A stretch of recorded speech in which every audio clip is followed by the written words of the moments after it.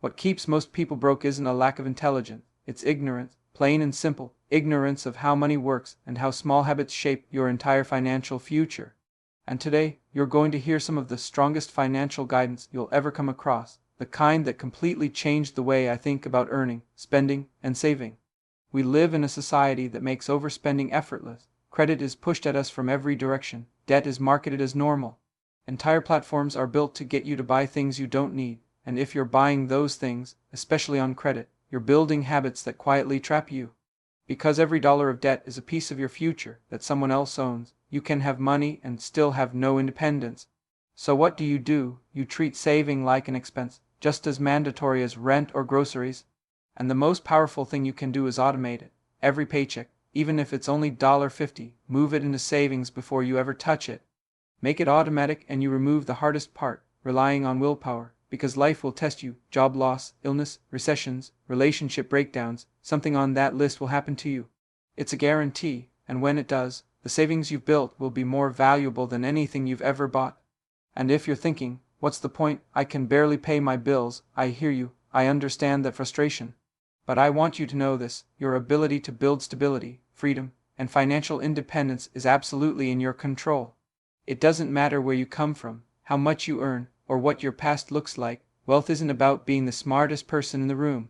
It's about how you think and behave with money. Behavior is something every one of us can change.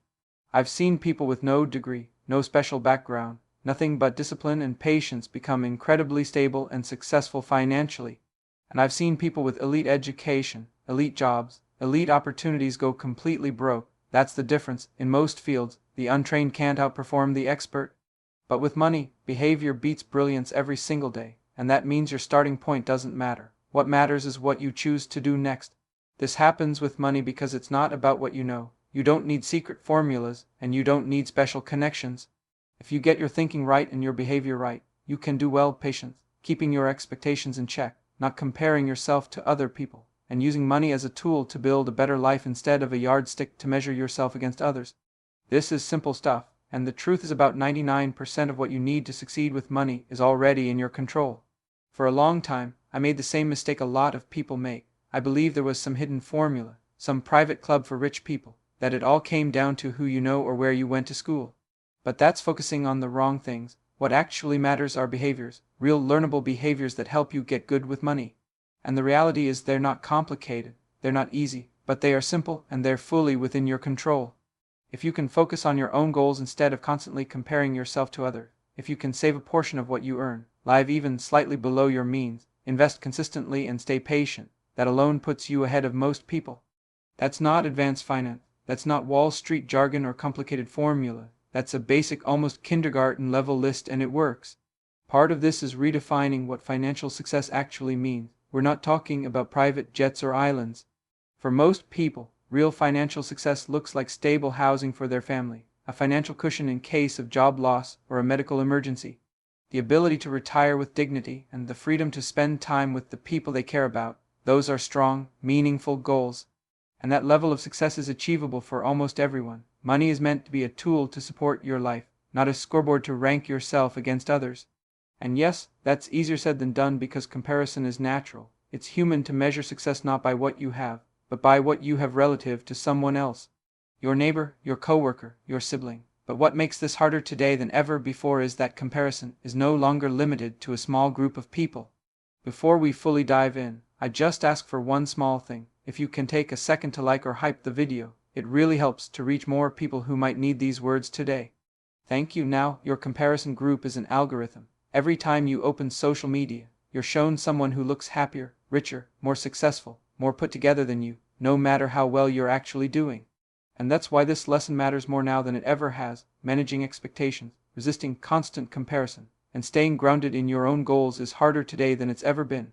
But it's also more important than ever. I see this with my own kids. When I was growing up, my definition of wealth was simple.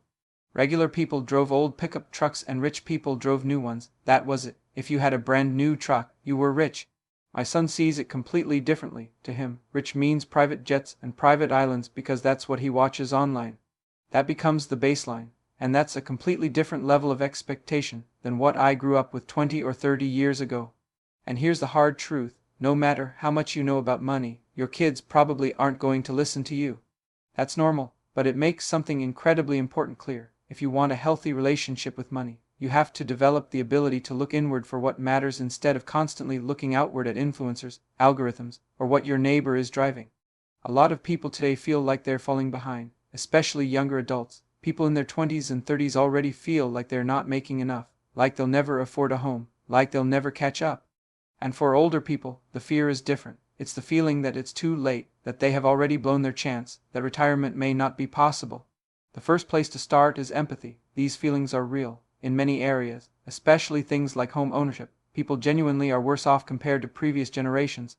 This isn't about telling people to just feel better or be more grateful. Rising costs, medical bills, and cost of living pressures have created real stress. And pretending otherwise doesn't help anyone. But once you start with empathy, you have to understand this. Happiness is the gap between expectations and reality. You have the life you're living, and you have the life you expect to live. The space between those two is where happiness or misery lives. And the wider the gap becomes, the worse you're going to feel. So when someone is panicking because they thought they'd be further along financially, worried they'll run out of money or never be able to retire, in many cases, the issue isn't income. It's expectations over time. Expectations spiral. Spending increases to match an identity instead of a budget. People rent nicer apartments than they can afford, travel more than they should, eat out, dress a certain way, not because it fits their financial reality, but because it fits who they think they're supposed to be. And yes, that's uncomfortable to hear, but it's also common. Almost everyone goes through this at some point. There's no shame in it. The moment you recognize it is the moment you regain control. A big reason I became so interested in this topic started by looking in the mirror and asking myself hard questions. When was I envious? When did my expectations spiral out of control? And the truth is, no one is immune to this. There's nothing to be ashamed of. I can be honest about that because I've lived it. I walked into stores, swiped my card, bought things I didn't need with money I didn't have. And the truth is, we spent money we didn't have. We racked up debt. Years later, as we were climbing our way out, something unexpected happened. I felt relief because I could finally say to myself, I'm responsible for this. I can see how I made bad decisions because my expectations were completely out of proportion to reality. And oddly enough, admitting that gave me power, because if I had the power to make bad decisions, then I also had the power to make better ones. A lot of this comes back to expectations. Money is incredibly easy to measure. If I say I want to be a better parent or a better partner, that's hard to define. But if I say I want a bigger apartment, more money per hour, or a few new things, that's clear. It's measurable, it's simple, and that's why people chase money and spending. It's easy to understand and easy to track. When you don't have a clear picture of what a good life actually looks like, it's easy to default to thinking that a good life just means more money. It feels simpler than asking harder questions like, how do I become a better parent, a better spouse, a better friend, or a better human being?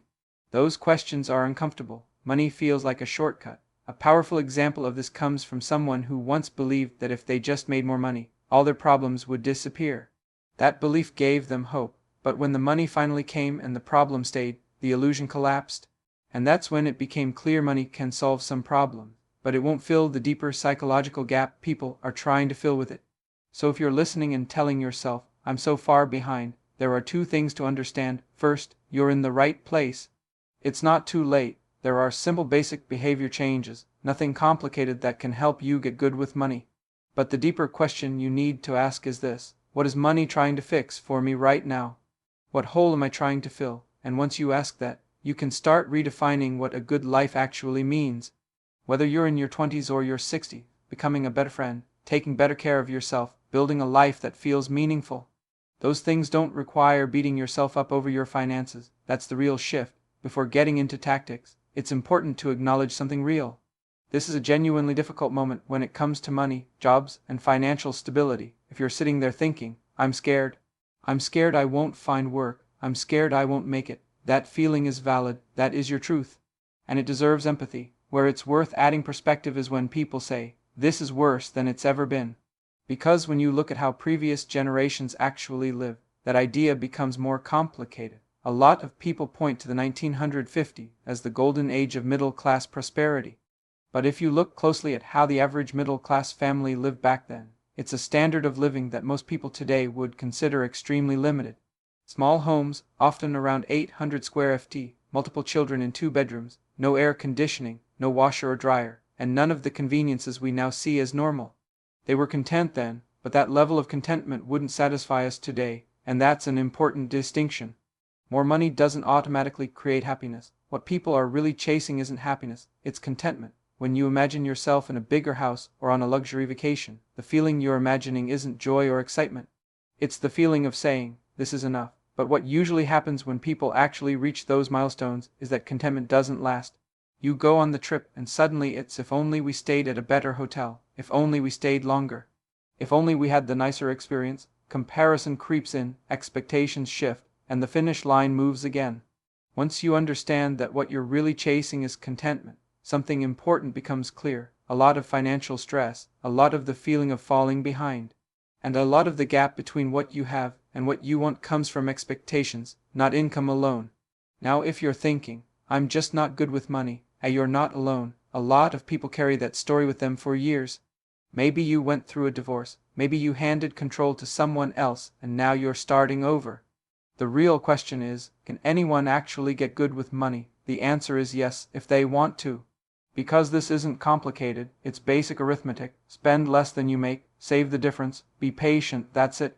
You could explain this to a 5-year-old saying, I'm not good with money. It often becomes a way to opt out of responsibility. Bad financial habits are easy. We live in a world that encourages overspending, debt, and instant gratification. If that's what you want, it's effortless. But the moment you decide you want something different, this becomes manageable for anyone. It's not about intelligence. It's about choice. This conversation reminds me of something I once heard a musician say. Everyone loves the story about how they had to live in their car for a year while they were starting out. But nobody actually wants to live in their car for a year, and that applies to money too. If you're in debt, getting out of it is going to require sacrifice. It usually means a downshift in lifestyle compared to what you're used to. A lot of people who say, I'm not good with money, what they're really saying is, I don't want to make the sacrifice, and that's an honest truth. But here's the interesting part. People are actually very willing to suffer if the goal is noble enough. Humans will work hard, struggle, and endure discomfort when they believe the outcome is worth it. So the question becomes, what is the noble goal of getting good with money? If the goal is just to make more money, that's not very motivating. But if the goal is contentment, being okay with your life, that changes everything. For me, and for most people I've seen do this well, the real goal isn't being rich, it's independence. It's waking up and knowing you can choose how you spend your day. Money becomes a tool to support that freedom, not a scoreboard. I have no interest in flashy cars or massive houses. I want control over my time and my choices. I've seen people with very little money who were completely independent, beholden to no one, influenced by no one, and they lived incredible lives because of it. And I've seen people with enormous wealth who were completely trapped by expectations, opinions, and pressure. For them, money became a financial asset, but a psychological liability. It controlled their identity. Here's a thought experiment I come back to often. Imagine living on a deserted island with your family. No one can see your house, your car, your lifestyle. If no one was watching, what would you choose in that situation? Most people instantly shift from status to utility. Status disappears when there's no audience. What matters is what actually supports a good life, and that's where the difference becomes clear. The things that impress others are often not the things that serve you and your family. You can make an enormous amount of money and still feel like you're falling behind if you're chasing other people. There's a saying that everyone envies what you have, but no one envies what it took to get there. We see the house, the car, the clothes, but we don't see the stress, the sacrifices, or the cost that came with them. That's why financial envy is so misleading. You're comparing your reality to someone else's highlight reel without knowing what else is happening in their life. And it's why studies showing that wealth doesn't guarantee happiness are so hard to accept. People hear that and think, fine, I'll be the exception. Or let me experience it myself. Because the belief that more money will solve everything is incredibly powerful. And for people who have been there, the message is usually the same: money can help, it just helps a lot less than you think. After more than 2 decades of studying, researching, writing, and teaching about money, the single biggest thing that keeps people broke is comparison. That constant feeling that other people have more, are doing better, and are happier. Once you step onto that treadmill, there's no finish line. There is no moment where you finally say, this is enough. Because the goalpost keeps moving. If you think a bigger house will do it, it won't. If you think a raise will finally make you feel secure, it won't. And when you're on that treadmill, it becomes almost impossible to ever feel like you're doing well financially. You don't need that much to feel content. Once your basic needs are covered, food, shelter, stability, everything beyond that moves from what you need into what you want. And most of us know this intuitively. You can walk into your closet right now and probably point to a small handful of clothes you wear all the time. Everything else was something you wanted in the moment, thought you needed, or hoped would impress someone for a specific occasion. And that right there is what keeps people broke. It's simple, people may not like hearing it, but they already know it's true. One of the hardest financial skills to learn is getting the goalpost to stop moving, because if your expectations rise at the same pace as your result, there's no logic in striving for more. You'll feel the same after putting in extra effort. It gets dangerous when the taste of having more money, more power, more status starts increasing ambition faster than satisfaction. At that point, every step forward pushes the goalpost even further away. You start to feel like you're falling behind, and the only way to catch up feels like taking bigger and bigger risks. That idea came from self-reflection, not mastery, because this trap is easy to fall into. There's always someone getting richer faster than you. And if your happiness depends on validation, on having what someone else has, you will never be satisfied with what's in front of you. What makes it worse is how quickly the expectation scales. You tell yourself you'll be happy once you hit a certain number. Then you hit it and the number changes. 10,000 becomes a 100,000. A 100,000 becomes a million, and it keeps growing. I experienced this firsthand. As soon as some financial pressure eased or I got a small reward at work, I immediately upgraded the things I was already buying.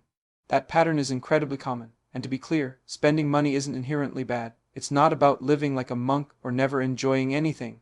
You can absolutely spend money in ways that genuinely improve your life. I've done that myself and thought that was worth it. But everything comes back to expectations. If you don't control them, no amount of money will ever feel like enough. I grew up in a town that wasn't very wealthy. It is now because tech money eventually moved in, but back then it was a solid middle-class place. And then I made a drastic shift from a middle-class mountain town to an area like Beverly Hills. And what that did to my definition of rich was shocking. Growing up, a rich person drove a brand new pickup truck. That was it. A new F-150 meant you had made it. Then I moved to Los Angeles, and that definition completely exploded. No matter how successful you are, you pull up to a stoplight, and even if you're driving something exotic, there are plenty of people right next to you with the same or more. And suddenly, nothing ever feels like enough. Looking back, the conditions for happiness were actually much better in that middle-class town. I managed to keep my expectations in check in LA, and honestly, a lot of that came from fear. I was always worried I wouldn't make it, so I saved aggressively. But when I look around and ask who was actually happier, it wasn't the people chasing more. It was the people living modest lives, enjoying their families, spending time with friends, taking care of their health, and not constantly comparing themselves to others. That brings up an interesting question about aspiration, especially when it comes to parents. If you ask parents what they want for their kids, most of them will say they just want them to be happy. And if you follow that up with, do you want them to be rich and successful? Most parents will say, sure, that would be great, but I really just want them to be happy. Parents say that because they know from experience that those are not the same thing. Even a modest middle-class life can be deeply fulfilling if expectations are in check and focus stays on what actually matters. And that ties back to how we casually use the word happiness. What we usually mean is contentment. Being present in your life and not constantly reaching for something else. So, how do you figure out why you're spending money? Because most people spend mindlessly. They buy things out of boredom, stress, or impulse without ever stopping to ask why. A simple way to become more conscious is to recognize that every dollar you spend falls into one of two buckets.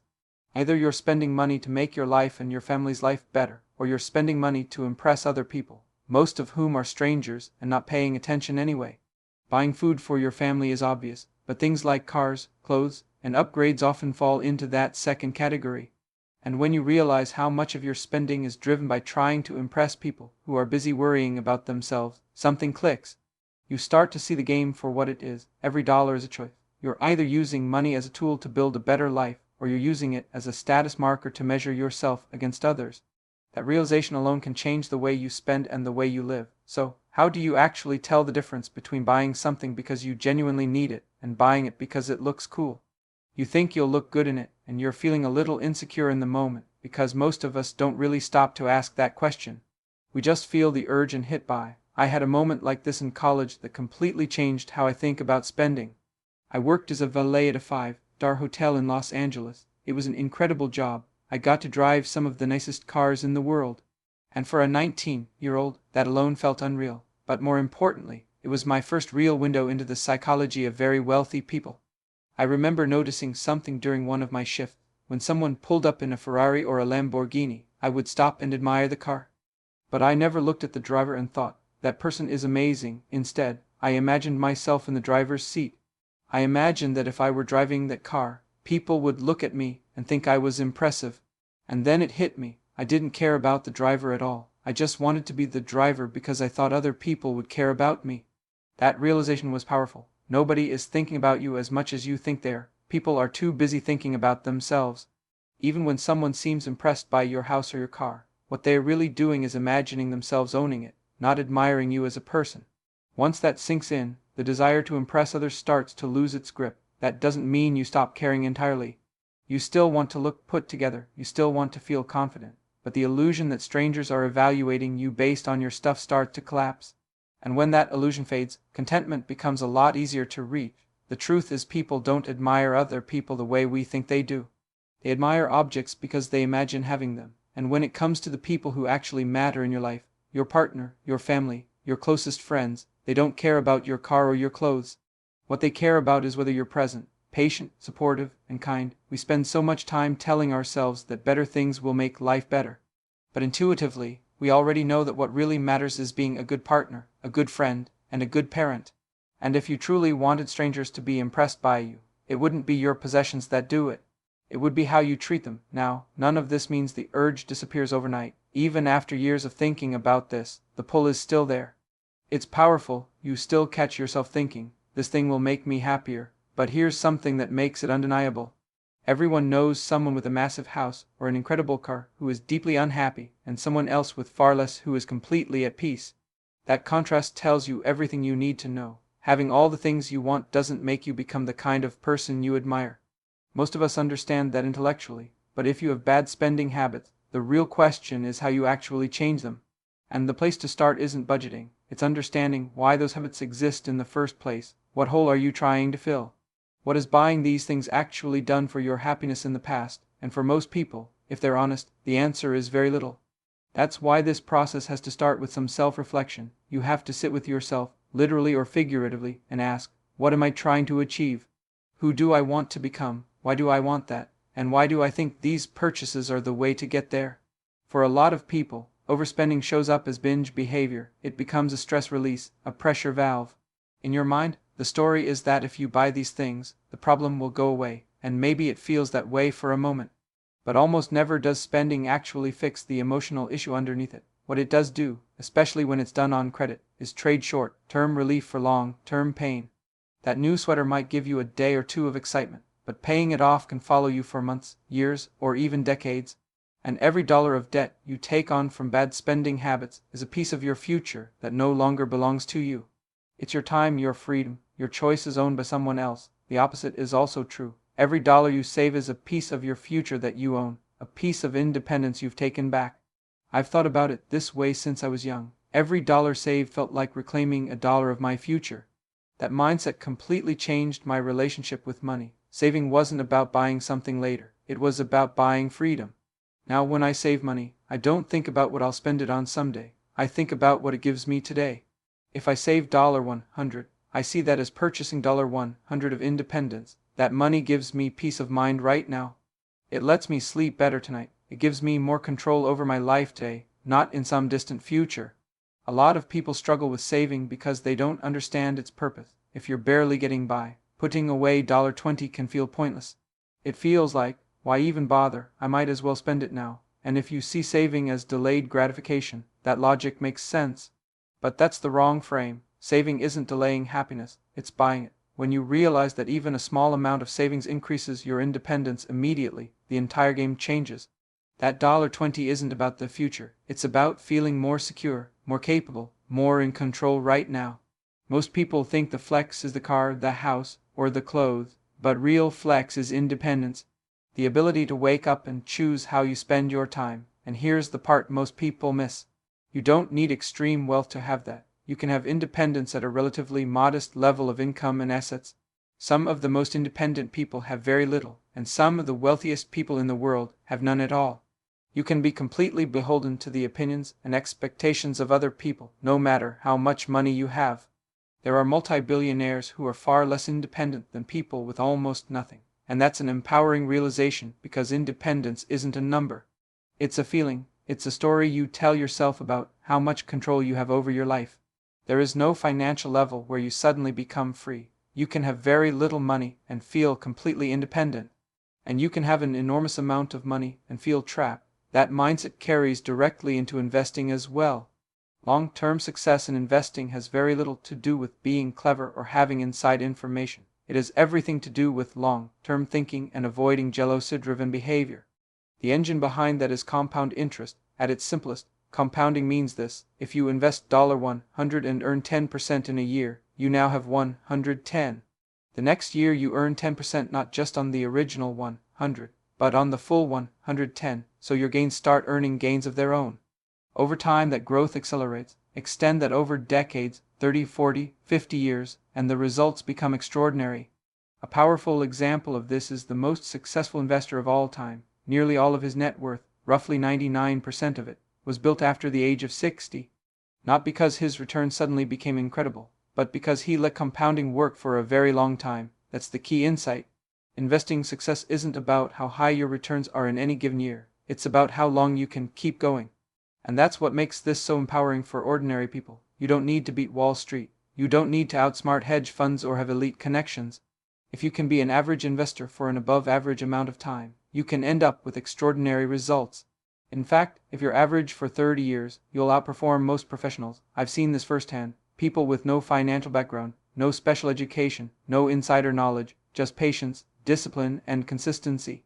Investing a little bit every month, year after year, never trying to time the market, never panicking, never chasing trends. Over 40 years, that approach quietly compounds into results that rival top professionals, and it happens without doing anything fancy. The only real skill involved is patience. That's why short-term comparisons are so destructive. People get discouraged because they think they're not doing well enough this year.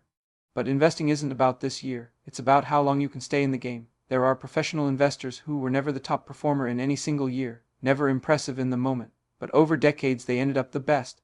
The same principle applies to getting out of debt. There's no trick, no shortcut. It's years of consistently spending less than you earned, lowering lifestyle expectations, and patiently clawing your way forward. It's not glamorous, it's slow, but it works. And once you've lived through that process, you develop a deep respect for stability and independence because you know exactly what it costs to get there. A lot of people are afraid of losing the money they already have, and if you have that fear, the question isn't whether you should invest, it's how much. Because investing isn't one size fits all, it has to fit your personality. I've always had a worst-case scenario mindset. I've never been buried in debt, and I've always been a disciplined saver, but I tend to prepare for things going wrong. That mindset shaped how I invest. If you looked at my net worth, only about half, maybe a little more, is in the stock market. Most financial advisors would tell someone my age or income level to invest far more aggressively, but that doesn't work for me. My financial goal isn't maximizing returns, it's maximizing how well I sleep at night. I don't care about beating the market or being in the top percentile of investors. I don't want money to be a source of stress. I want it to be a tool that gives me peace of mind. Because of that, when markets crashed in 2008 during CO, it didn't derail me. I was never Allen. I always had enough cash and conservative savings to fall back on if things went wrong. That balance works for me. And yes, you can overdo that. You can be too conservative, but the right approach depends on what you're trying to optimize for. That's the real question people need to ask themselves, ideally with their partner. What are we actually trying to maximize?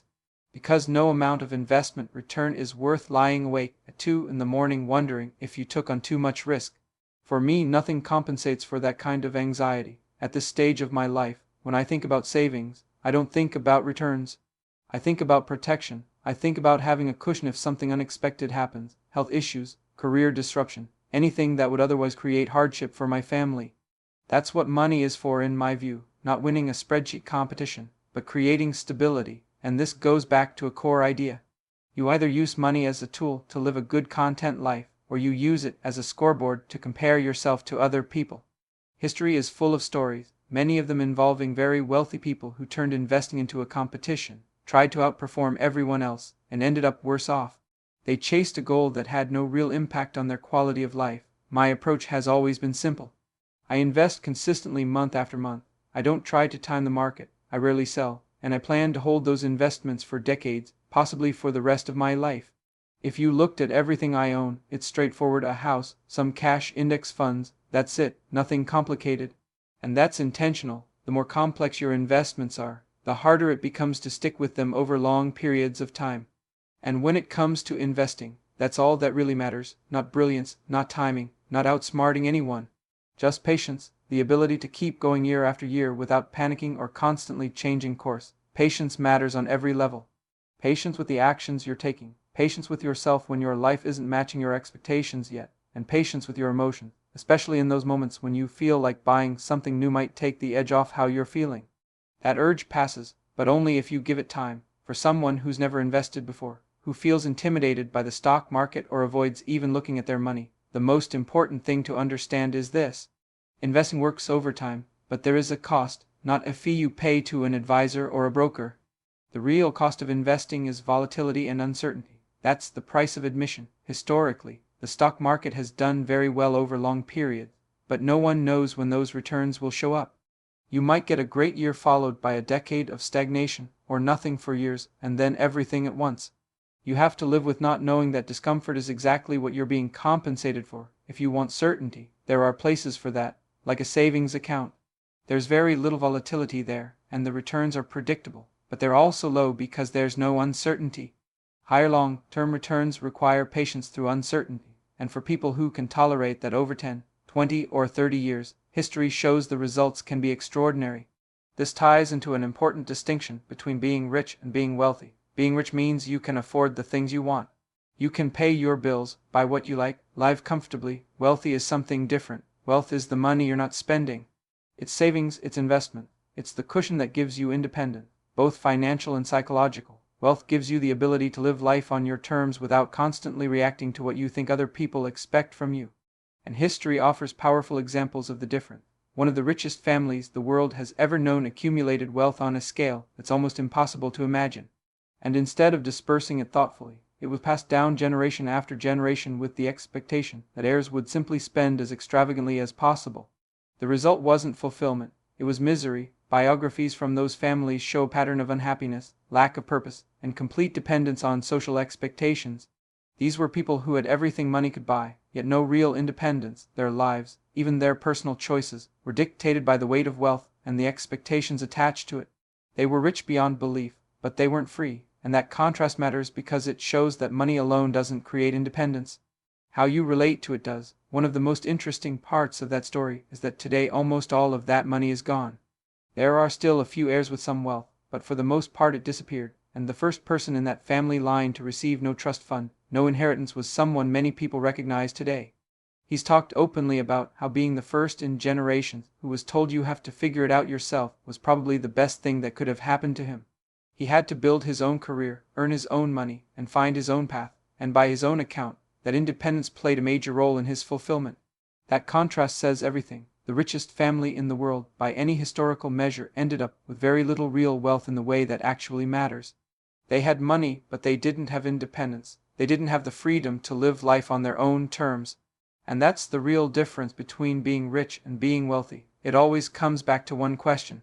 What are you actually using money for? When you're clear on that, it changes everything: how you earn, how you spend, and how you save. Because when you frame it honestly, the choice becomes obvious. Would you rather earn a modest income, have strong relationships, good health, a stable marriage, time with your kids, and real friendships? Or would you rather earn a massive income while living a life full of stress, broken relationships, poor health, and constant pressure? When you lay it out that way, the answer is clear, and yet, even knowing that, the pull of more money is still powerful. Most people believe they'll be the exception, the one who gets everything without the trade-offs. Everyone thinks that. So if you're in your 30s, just starting out, maybe not saving much yet, the most important advice isn't complicated. Most financial problems don't come from a lack of intelligence. They come from lack of awareness. Many people genuinely don't know how much money they make or how much they spend each month. If you ask them, they either couldn't tell you or they'd guess and be wrong. The simplest habit that creates the biggest change is awareness. Check your bank balance every day. It takes seconds. Just know what's coming in and what's going out.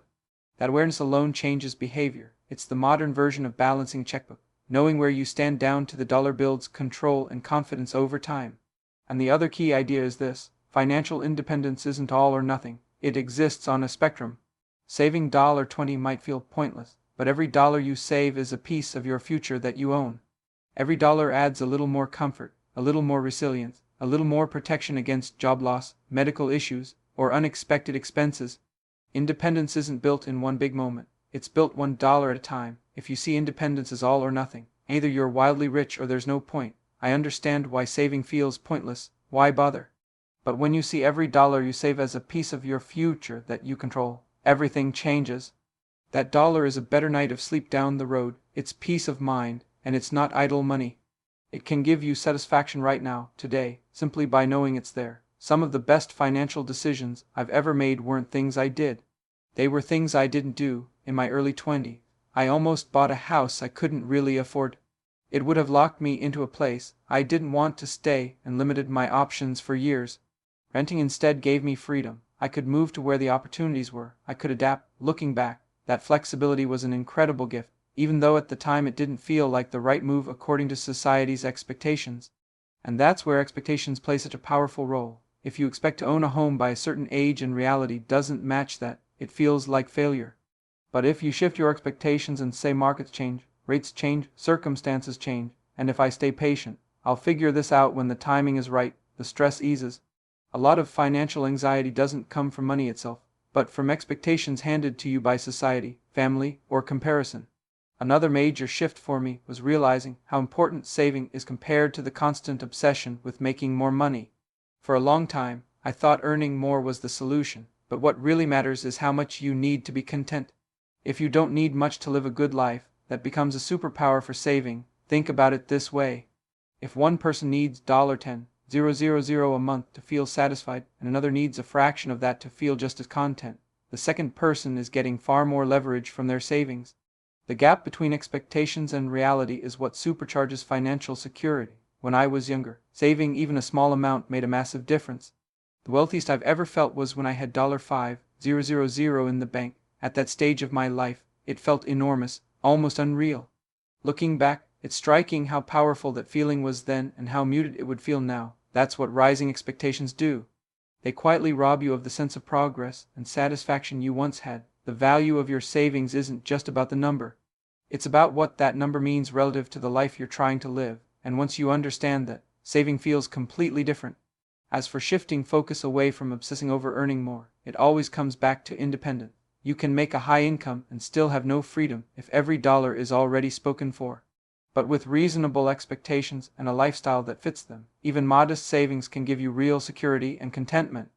Ambition isn't bad. Wanting to earn more is natural and healthy, but there's a powerful difference between wanting more and needing more. Having savings that tell you even if something went wrong, I'd be okay changes how you live, and at this stage of life, especially with a family, that sense of stability matters more than anything else. Even if income disappeared tomorrow, we'd still be okay because of the savings built over decades. That's the difference. Income is fragile, savings are resilient. Over the course of your life, the odds that your income drops to zero at some point are extremely high, almost guaranteed. It might be brief or it might last longer, but it will happen, and when it does, the savings you built beforehand become the most valuable thing you own. That's why savings should be treated like an expense, just like rent or food. If you see saving as optional, it's almost inevitable that it gets skipped. But when you view it as essential, it becomes the most important part of your financial life. Life is fragile, careers are fragile, economies are fragile. We live in a constant state of uncertainty, and savings are how you protect yourself against that reality. Even if you have no interest in learning about money, you still have an obligation to respect it, just like your health. You can ignore it if you want, but it will affect your life whether you like it or not. A simple way to make saving a habit is the 10% rule. No matter how much you earn, save 10%. If you earn $50, save $5. If you earn 100, save 10. The amount doesn't matter nearly as much as the habit. Anything is exponentially better than nothing. I still remember being young and transferring small amounts, $5, $10, $15 into savings. It might sound meaningless, but it wasn't. That was a meal in my future. That was peace of mind I didn't have before. That mindset compounds just like money does. Another powerful tool is automation. Whenever you can remove behavior and emotion from the equation, you should set your bank to automatically move money into savings every paycheck. We're all emotional, we're all biased. The more you automate, the better your long-term outcomes will be. And if you're thinking, what's the point? I can barely pay my bills. Hear this clearly, you're not alone. There's nothing to be ashamed of. Millions of people are in the same position. Feeling guilt or embarrassment about money is common, but it's misplaced. It doesn't make you a bad person. The most important thing to understand is that this is within your control. There are countless examples of people from the most modest backgrounds who built stability through patience and discipline. The starting point doesn't matter nearly as much as the behavior. When he passed away, he left millions of dollars to charity, and people were stunned. How does a janitor, a gas station attendant, end up with that kind of money? The answer wasn't brilliance or luck, it was behavior. He saved what little he could, $10 here, $20 there, maybe $100 in a year. He invested it in the stock market, and then did the hardest part. He left it alone for decades. 70 years of patience, that was the entire story. And that's the point. With the right mindset and the right behavior, you don't need much else to achieve extraordinary results over time. Consistency and patience do most of the work. One of the most important lessons in all of this is the idea that enough is better than more. Wanting less can improve your well-being just as much as earning more money, and desiring less doesn't mean giving up or living joylessly. It's actually the opposite. Contentment is what allows you to truly enjoy the house you live in, the clothes you wear, and the experiences you have. Having enough doesn't mean you lose ambition. You can still work hard, aim higher, and want to earn more year after year. But at the same time, you have to manage your expectations, because wealth isn't just what you have.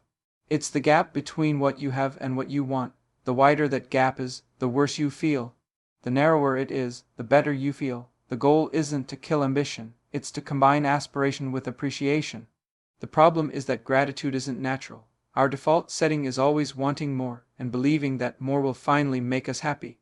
Being intentional about gratitude takes effort, but every psychologist will tell you the same thing. Nothing is more powerful for long-term well-being than keeping expectations in check and appreciating what you already have.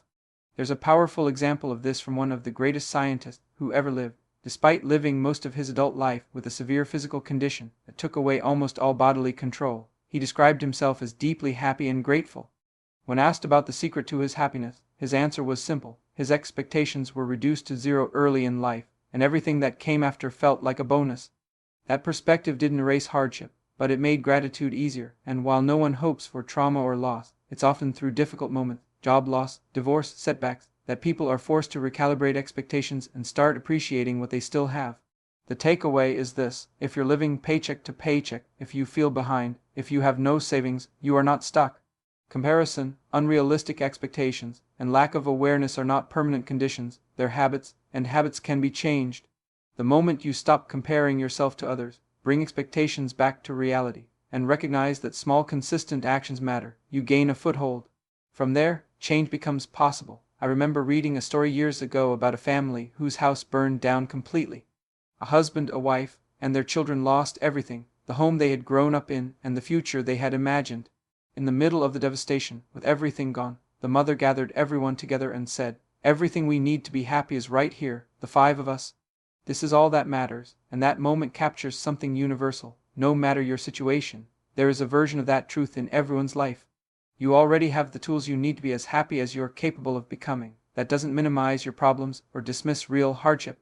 It simply recognizes that happiness is shaped by the gap between expectations and reality, and you have more control over that gap than you realize.